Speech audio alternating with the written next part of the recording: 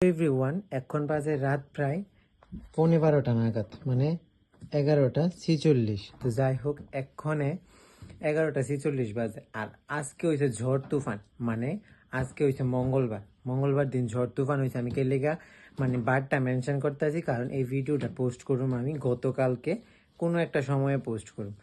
তো এক্ষণে এত রাত্রে, মানে যেহেতু আজকে ঝড় তুফান হয়েছে, মানে আমরা আগরতলা শহর মানে গোটা ত্রিপুরা রাজ্যে এত ঝড় তুফান হয়েছে যে কোনো ভাবে না, যে কোনো জায়গায় অনেক ঝড় তুফান হয়েছে। ঝড় তুফানে আমরা বাড়ির প্রচুর আম পড়ছে গাছ থেকে, প্রচুর আম। মানে আমার লাইফের প্রথম আমি এত আম কুড়াইছি ঝড় তুফানে, যেহেতু এত আম পড়ছে। তাহলে কিছু ফ্রেশ আম আছে আর কিছু ফাডা আম আছে। তো এই দিয়ে অক্ষণ আমার মা বাঁচতে আছে। কি কারণে বাঁচতে আছে এটাও তোমরা লোক কইতাছে। এই তাগাড়িটাতে 2 তাগাড়ি আম আসলো। এই 2 তাগাড়ি আম এই যে মা ওখানে ভাগ বাটুরা করতেছে। কি কারণে করতেছে আমি সবটাই তোমরা লোক কইতাছি। মা, এই ব্যাগটা তো মনে আম আছে না? ব্যাগটা তো আছে। ব্যাগটা তো আছে। মানে তুমি এত দিন ধরে যে আমরা এত তুফান হয়েছে, তুমি কোনো সময় দেখছো নি এমনি আম পড়তে? আমি নিজেই দেখছি না। তাহলে আমার মা ওই দেখছে না, তাহলে আমরা কি তা দেখো। মানে এতটা পরিমাণে তুফানে এতটা আম পড়ছে। আম কুড়াইতে সবাই ভালো লাগে, মানে এটা সত্যি আমি জানি। কিন্তু এখন মা কি কারণে ভাগ করতেছে, আগে মূল কথাটা তোমরা রেখো। যেহেতু এত আম পড়ছে, এত আম কি করুম আমরা? মানে বেশিতে বেশি গেলে আমরা ভর্তা খাইলে, নাইলে আমরা 10-12টা আমি এক লগে করে ভর্তা খাম। পাড়া প্রতিবাসীর যদি আমরা 10-15টা করে দিই, কম করে যদি 10-15টা করে দিই, বা মানে আরো কমায়ও যদি দিই, তবু শেষ হইতো না। আম গাছ সবার বাড়িতে থাকে। তো এই কারণে বাজারে আজকে একজন মানুষের সাথে কই আইছে, আর বাজারে তো আম অনেকেই কিনে। তো এই কারণে আজকে বাবা বাজারে একজনের সাথে কথা কই আইছে, যদি এমন কাঁচা আম যদি মানে যারা সবজি বিক্রি করে তারারে, যদি বাজারে আমরা এমন কাঁচা আম আইনা দিয়ে আপনারা বিক্রি করতে পারবেন নি। যদি বিক্রি করতে পারেন, যদি আপনারাও কিছু রাখবেন, বাকিটা আমরাও দিবেন, তাহলে আমরাও কিছু মানে ভালো হইব। আর যারা এই জিনিসটা খারাপ মানে সেন্সে নেওয়া হইতেছে না, যারা চাষ করে তারাই কইতে পারে যে সব চাষিরাই কিন্তু নিজেরা খাওয়ানোর লেগা কিন্তু চাষ করে না, সব বাইর লেগে চাষ করে, যেহেতু তারা প্রফিট করতে পারে বিক্রি করে সে।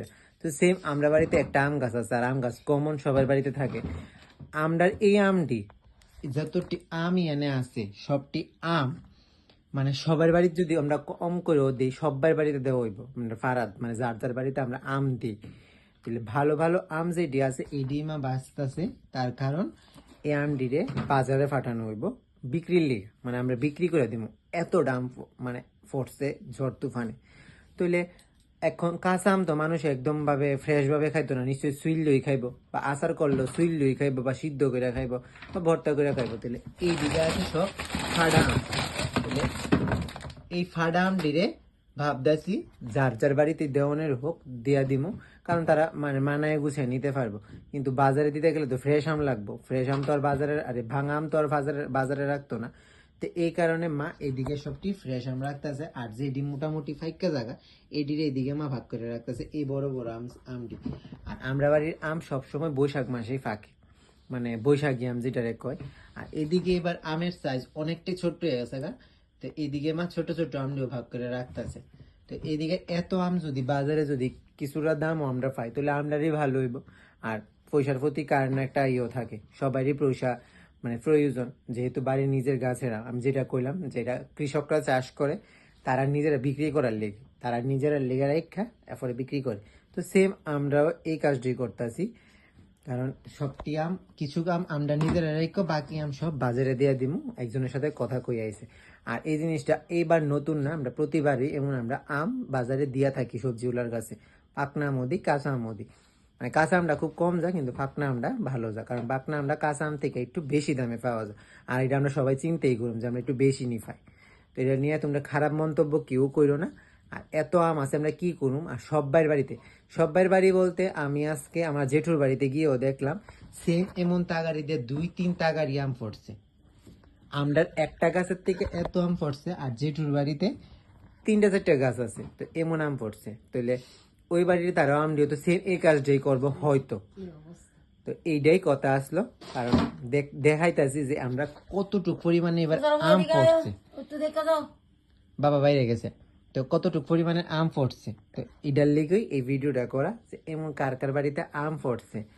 আর এটা আমার জানাই কমেন্টে। আর কার কার আম কুড়াইতে বেশি ভালো লাগে এটাও জানাই কমেন্টে। মা তোমরা ছোটবেলায় মনে হয় আম কুড়াইতে নি?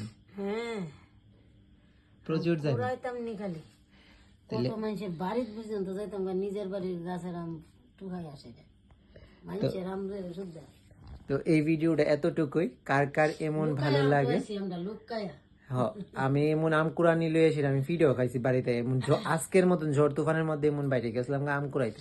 তো ভিডিওটা অনেকটাই বড় হয়ে গেছে, আমি এত বড় ভিডিও কোনো সময় মনে হয় না পোস্ট করছি। তোমরা একটু মানে গুছাইয়া দেখা নিও ভিডিওটা। তো টাটা।